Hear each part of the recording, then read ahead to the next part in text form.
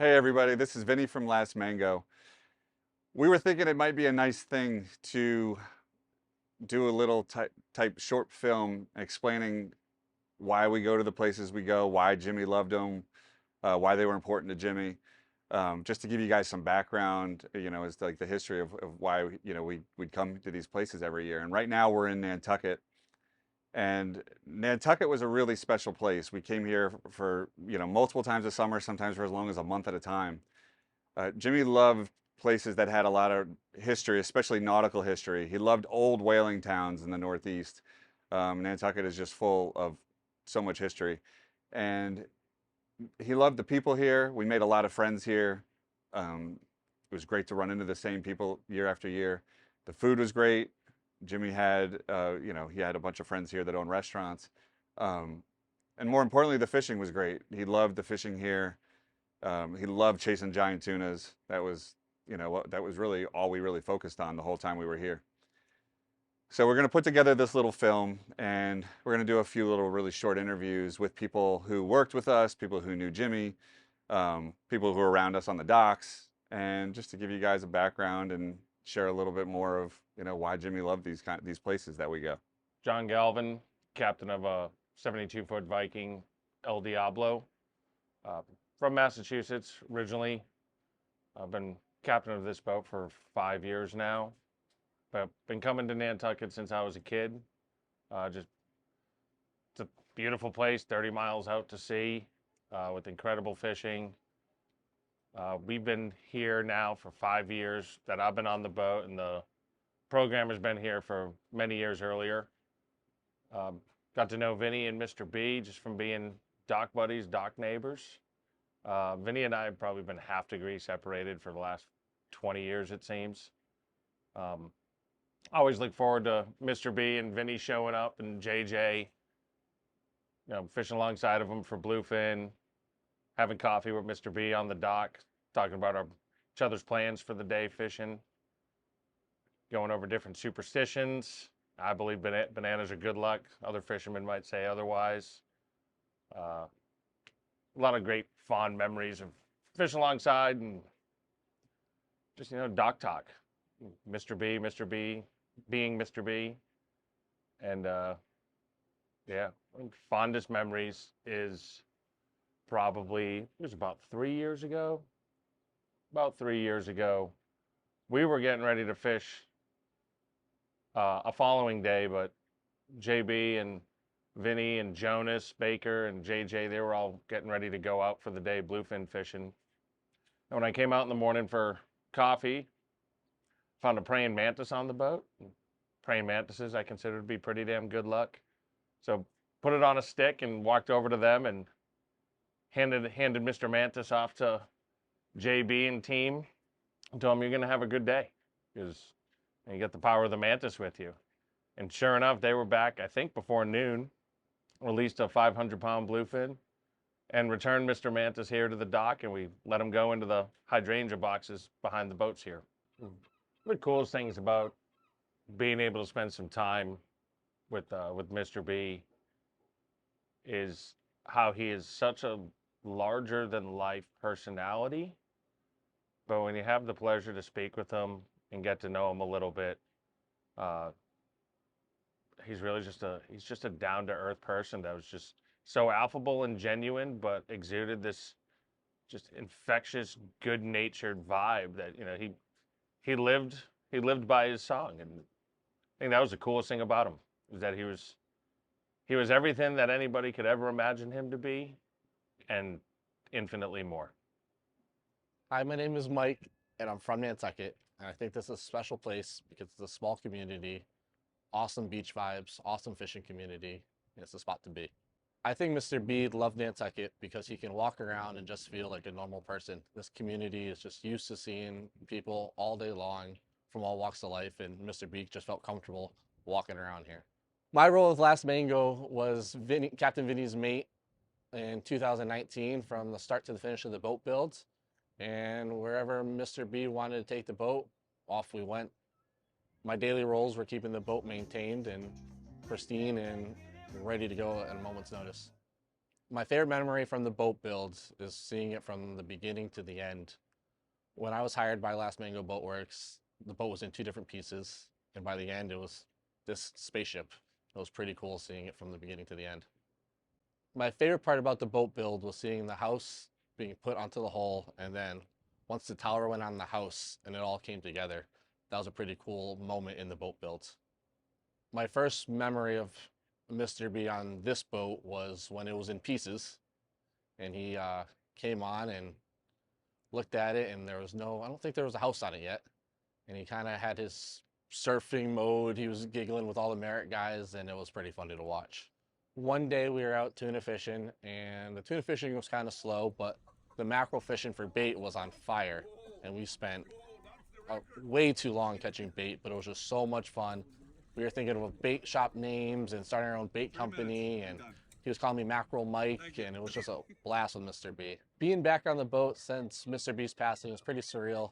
I mean, he's the one that made all this happen. This is his lifestyle, his culture, his brand, and it's an honor to be on the boat sharing it with everybody.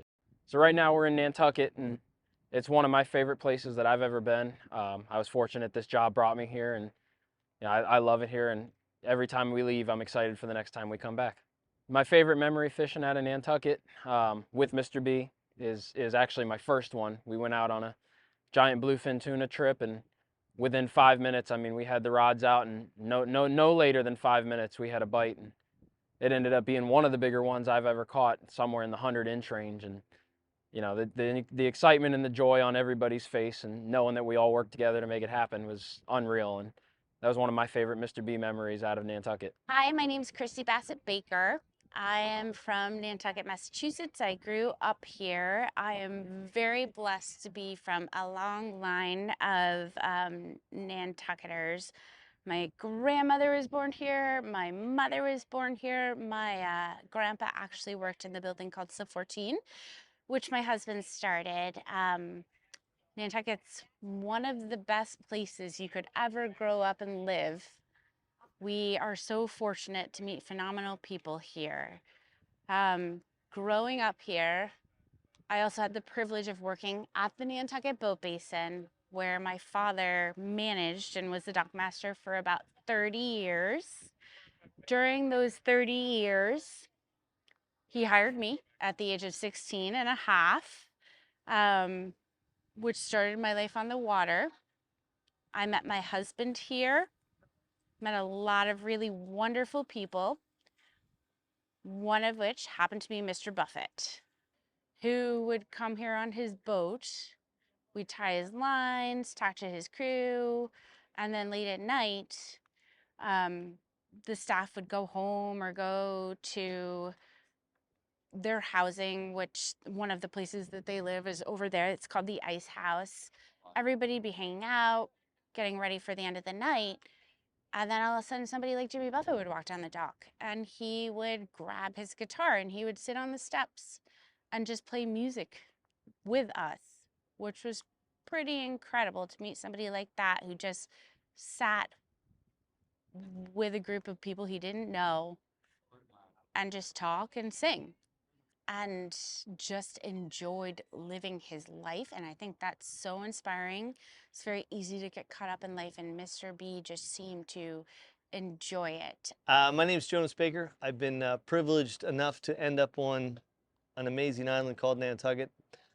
Born and raised in Pennsylvania, culinary school in New York, went to Florida, learned about a place called Nantucket, ended up here in 1992 and haven't left since.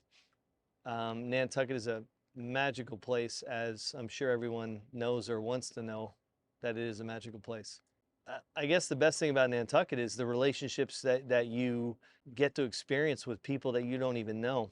You don't know who they are, you don't know what they do. It doesn't matter, because that's not what it's about. It's about the fact that you're having an interaction with someone who's an amazing person.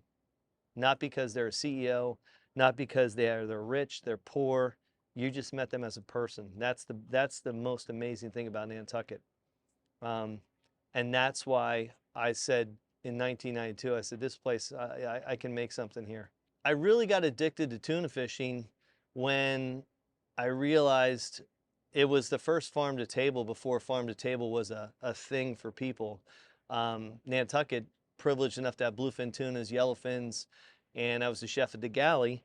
And a guy said, "Hey, you want to go catch a yellowfin tuna?" I said, "That's amazing. Where do I catch one of those?" He goes, "20 miles offshore." And I said, "All right, let's go." So we get in his Grady White, we go offshore, I catch a tuna, we serve it at the restaurant at night, and it was a personal thing for me that I got to touch the creature that I was, putting and serving to someone. So that's where it became really an emotional thing for me. And I never was a fisherman, but I became a fisherman that day. So I don't know. It was that sparked the thing that you could catch something as a chef, put it on a plate, and serve it to a person. It's the most intimate way that you could connect the dots for something like that. And that's what I loved. And then tuna fishing became an addiction. The cool thing is that you build this relationship with these guys who are passionate about what they do. And that's what really inspired me to just, grow as a restaurateur, grow as a fisherman, grow as somebody who inspires people to be, people. Where did I meet Mr. B? Where did I meet Vinny? I guess it was probably 2008. We get introduced to Vinny. Vinny's like, "Hey, can we go tuna fishing?" I said, "Yeah, I'd love to go tuna fishing." So I ended up riding with Vinny and Mr. B. Yeah, Jimmy Buffett. Do I know who he is? Yes. Was I into his music? Not really. I just really didn't know much about it. But that being said, it was more about the passion of the tuna fishing and the friendship that I built with Vinny. So that's where it started. Helping someone out, that was the other goal, is that he didn't really know enough about tuna fishing here, so he's getting intel. So we start fishing. Was I a little giggly about Mr. B? Yeah, I was totally giggly. I mean, you get to fish with Jimmy Buffett, a legend. Yeah, he's a legend.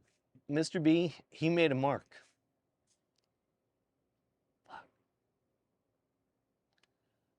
To be able to touch someone's life, like, that's the most inspiring thing, is that I can have someone come in a restaurant one day and they're like, "Hey, I'm having the worst day." I'm like, "Hey, what can I do to make your life better today? I want to turn this around for you." And you can do that. So Mr. B was the guy who turned their life around. You worked in a steel factory, you were an electrician. Didn't matter. You went to Buffettville and you were in it. It was awesome. So that's what kind of, over the years, when we got to grow and know each other as people. I mean, I was just a mate. I just was here to fish with Jimmy Buffett. That was it.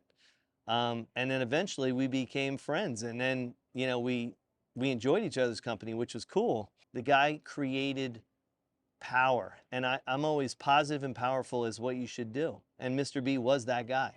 He's playing Gillette Stadium, and Vinny calls me and says, "Hey, Mr. B wants to come to Nantucket." I was like, amazed. He goes, "No, he wants to come to Slip 14. I was like, "That's even better. Let's go." And he's like, "Creme brulee, chowder." He's hungry. I was like, "Whatever you want." So I get in my truck, drive to the airport. Mr. B flies in after playing for 70,000 people or whatever it is, but wants to come to Nantucket because he enjoys and loves Nantucket.